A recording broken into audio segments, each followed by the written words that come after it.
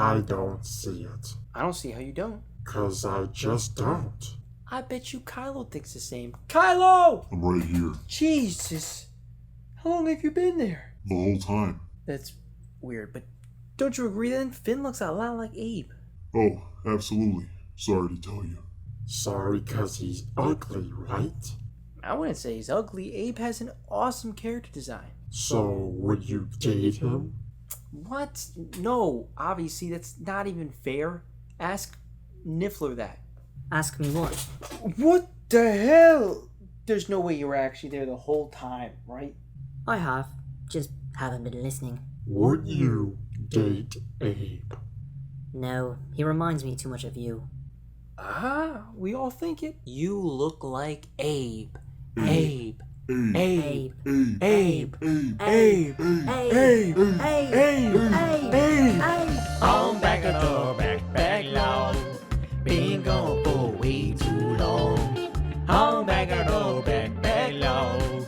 Got so many games to play, dog. On back of the backlog. Donkey Kong expands my dog. On back of the backlog. Me and Kylo been fucking since dawn. On back of the backlog. Did you know that Kylo wears thongs? On back of the backlog. I really fucking hate this song. Yeah.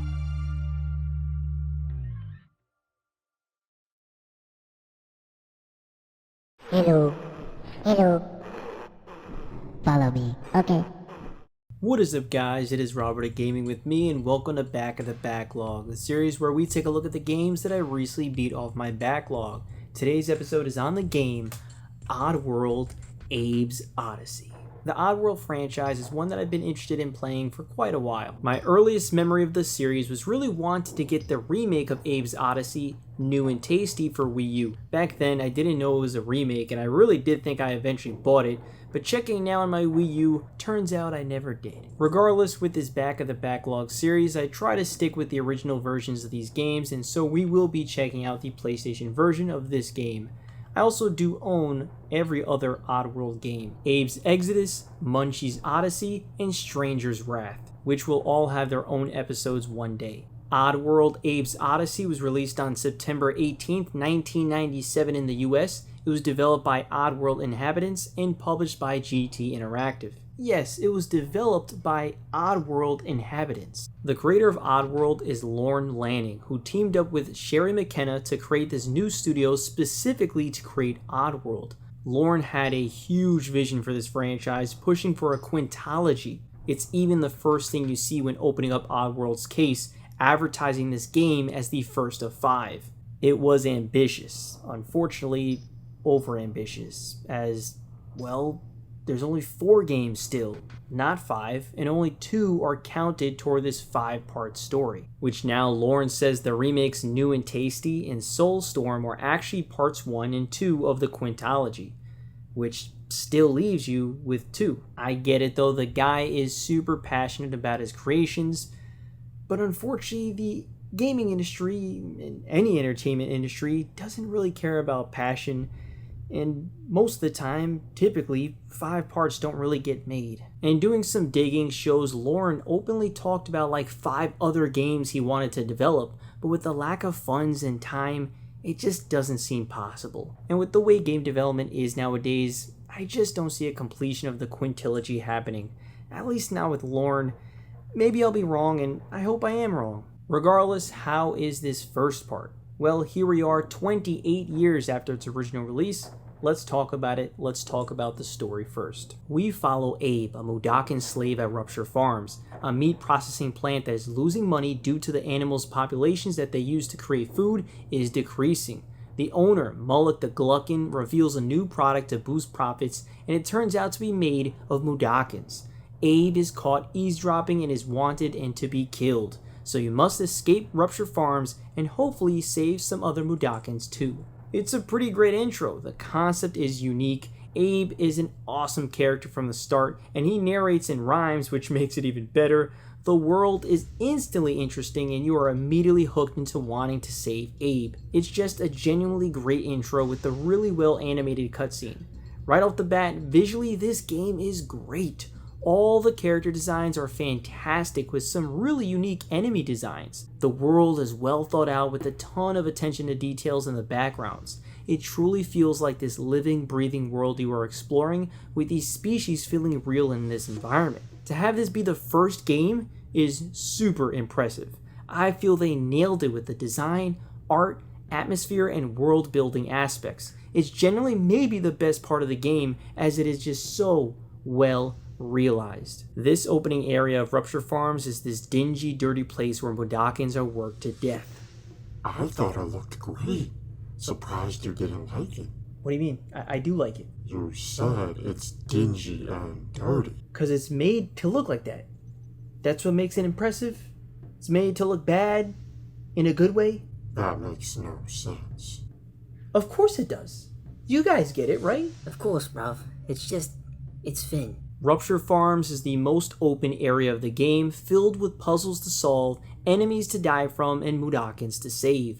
Most of the game is pretty linear in where to go, but this starting point has a bunch of branching paths that lead you to tough areas to save Mudokons. And for me, it set the tone on what I just wasn't going to do. There was no way I was going to save all the Mudokons. In fact, one of my notes was, there's no way I'm saving all the Mudokons, probably not even half if it's this tough. And yes, it's that tough. This is a very challenging game to just progress, and would be a straight up pain in the ass to do the whole save all the Mudokons. The biggest offender and negative to this game is the checkpoint system, especially in RuptureFarms. I learned early on when I made a decent amount of progress, saving some Mudokons, and then saving and quitting the game, only to open it back up with most of that progress wiped as I didn't get to a place where the game considered a checkpoint to be. And from that early point on, I didn't care about saving the Mudokons. I know some people will have a problem with that, but I just can't care as I had more fun just playing the levels. I wasn't going to go through some frustrating areas to save Mudokons, save and hope I was actually at a checkpoint. Cause if the game doesn't care about my time and what I did, I wasn't going to waste it. Especially as this game is very much trial and error. You'll be dying again and again and again, which is perfectly fine, but there isn't a good checkpoint system to support that difficulty. Mix in the controls of Abe and you start to have a very frustrating experience at times. They feel good for what they are trying to accomplish, but can be very unforgiving in the game that it's in. All of Abe's movements are tied to animations. Every single action you want to perform isn't instant. It's delayed by a split second as Abe does a startup animation when wanting to jump or turn around or press a button. Now throw in that delayed control scheme into a game asking you to perform pixel perfect movements and have millisecond reaction times. It's just not a good combination. With screens that don't scroll, you'll be in a chase sequence in where you can't stop running or else you'll die by getting eaten, and the next screen is an immediate jump that you aren't anticipating, and even if you do press the jump button in time, animation wise it may not be enough, sending Abe falling to his death. Pull a lever and have an enemy immediately drop and shoot you, walk into a quiet area and immediately get eaten out of nowhere. There are loads of cheap deaths in this game that you just have to memorize, having you redo a large section again and again, which again would be fine if the checkpoint system was a lot better. Having to redo decent sized chunks you already know because of simple mistakes that truly don't feel like your fault feels like such a punch in the dick. It's a shame since it wants to become so pixel and millisecond perfect with everything, it makes sections that are fun start to become tedious. It's very well thought out, but if you are going to be this picky with everything, you gotta give more saves.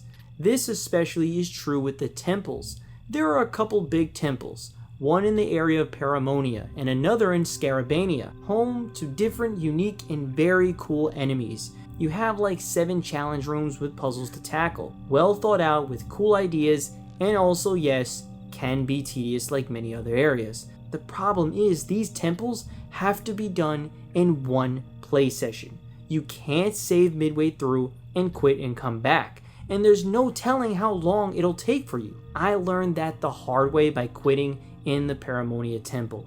And it's strange because completing a room has it closing the door and you can't go back in, lights up a torch, clear indications of, hey, you're good, you finished that room, let's save, let's quit, let's finish the rest next time. The save even says Paramonian Temple with an updated playtime. But no, you come back and your progress is gone, do it again and do everything before you leave. Like son of a bitch, bro.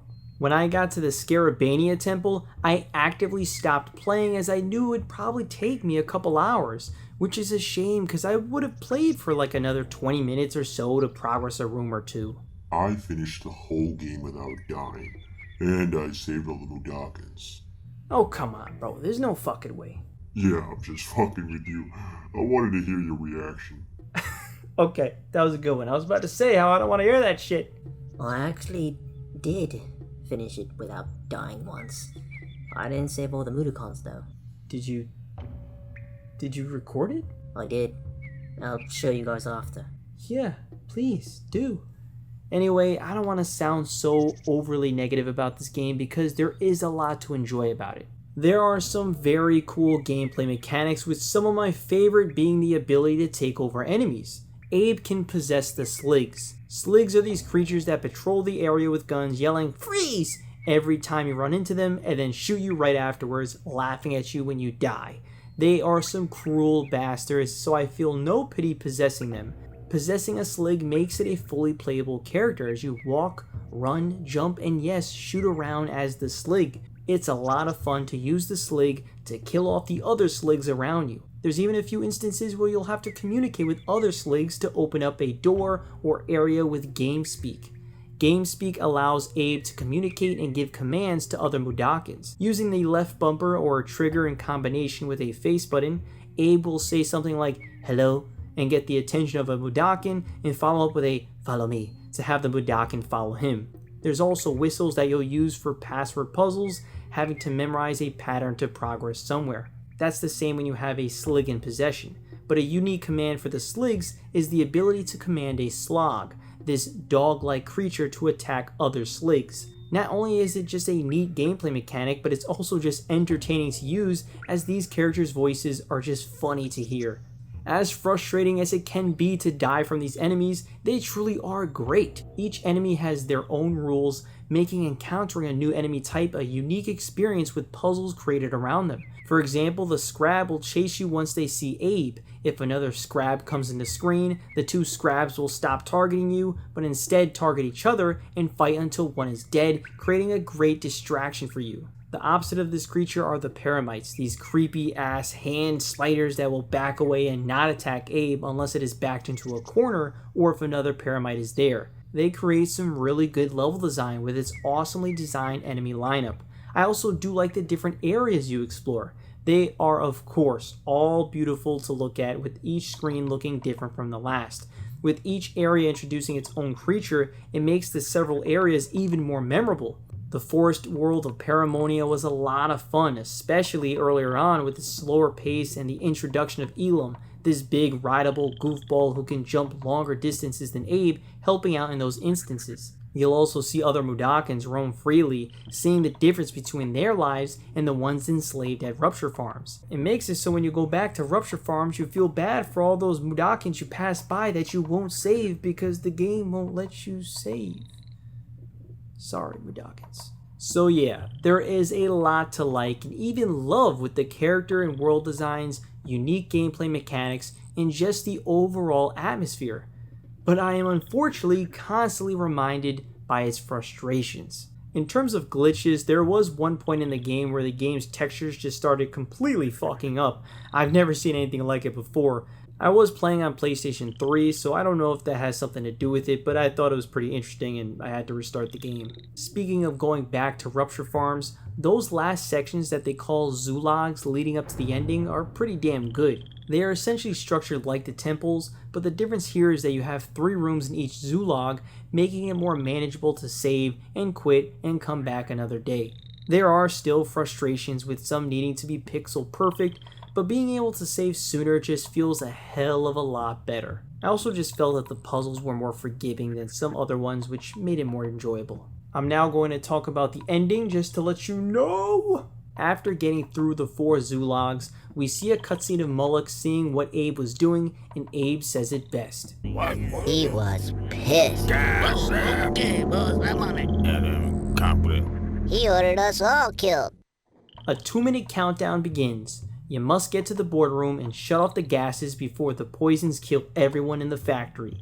The fact that he even has that installed shows how evil this motherfucker is. Well, the timer isn't such a big hurdle as 2 minutes is lenient enough, especially if you make this one jump that skips the tedious portion of disarming a bomb. But yes, this section is super specific millisecond timing, which I was so damn over by this point. It even has 2 jumps that I really can't stand, which is Abe having to run and jump over 3 landmines in a row with barely any room, and with his delayed jump because of his animations, I did indeed die multiple times. Then the biggest punch in the dick is the last room, where the lever to turn off the gas is a few steps away from Abe.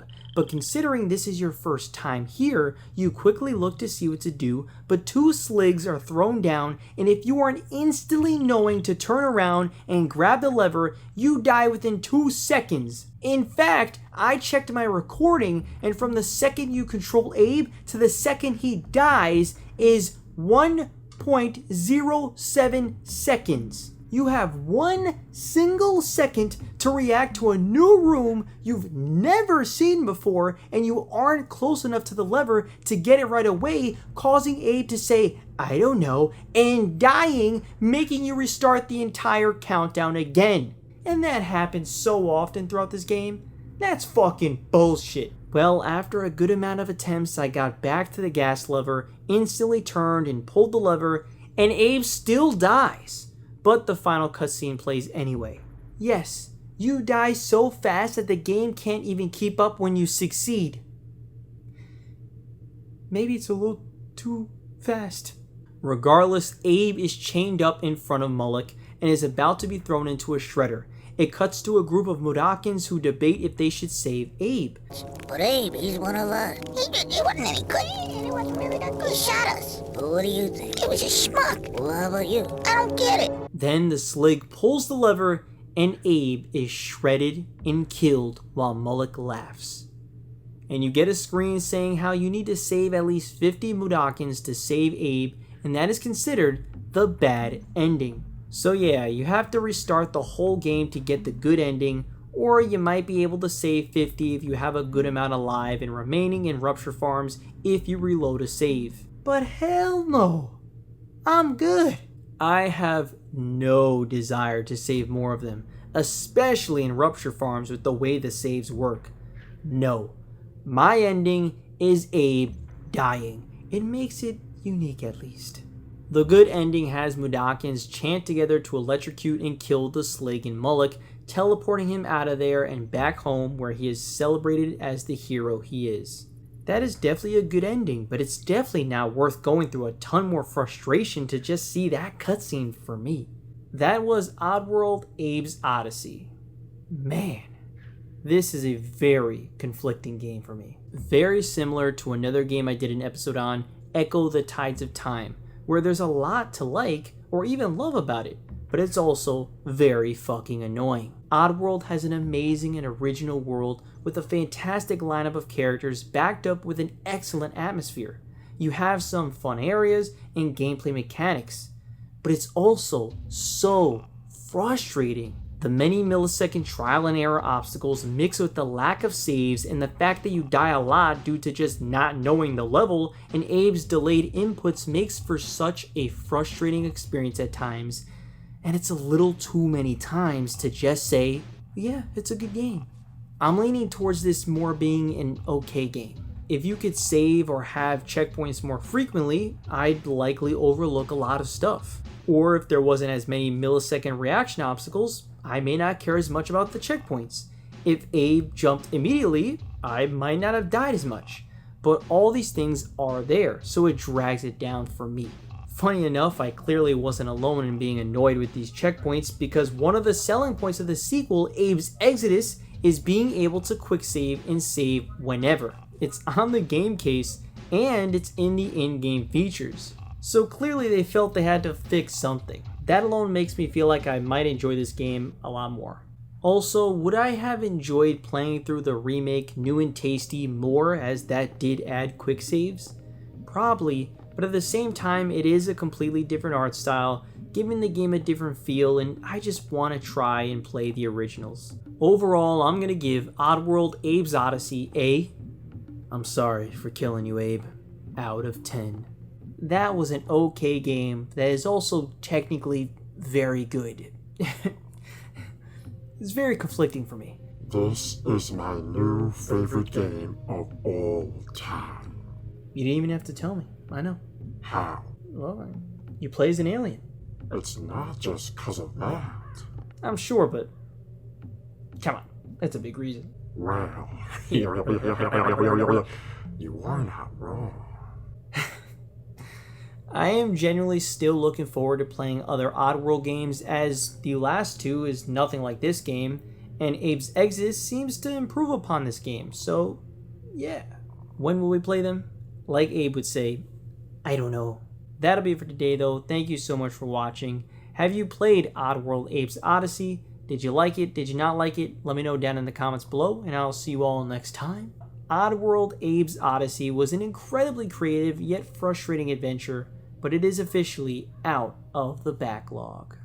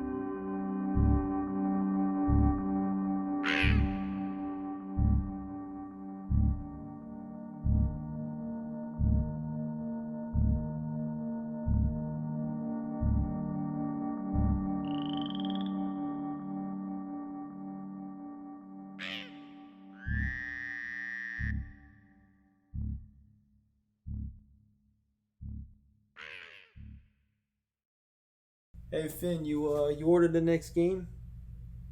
Why are you wearing that? So I don't have to look like Abe. So you'd rather wear an upside down Emio bag? That doesn't even make sense. I don't know, I just don't like that people think I look like somebody that I think looks ugly. You know, wearing a bag over your head that isn't even on the correct orientation definitely won't help. Ugh, yeah, I know. Besides, I don't think Abe is ugly. Neither did Niffler. You just remind him of Abe, not that he's ugly. That's great and all, but I think he's ugly. I've been told that I look like all sorts of people over the years. You know, some are, hey, that's a nice compliment, and some are kind of fucked up, I feel. Really? Of course, it's all over the place. It's like Pete Davidson, Eminem, Harry Potter, a white guy who only listens to Taylor Swift, Mario, Luigi, Toad, the Animal Crossing villager Bill, Bill Nye the Science Guy, Bill Cosby, Bob the Builder, Billy Bob Thornton, Bill and Ted, Billy and Mandy, Bilbo Baggins, Jessica Alba? I mean, it's all over the place, bro.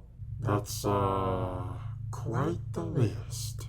Honestly, I'm most offended by someone thinking I only listen to Taylor Swift. I don't even listen to Taylor Swift. What about me looks like a Swiftie?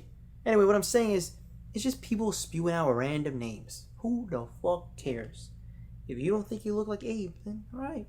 You are Finn. And that's what matters. Yeah, I guess. White guy who only listens to Taylor Swift. Cool, Abe. Alright, well, what you asked earlier, I did order the next episode's game.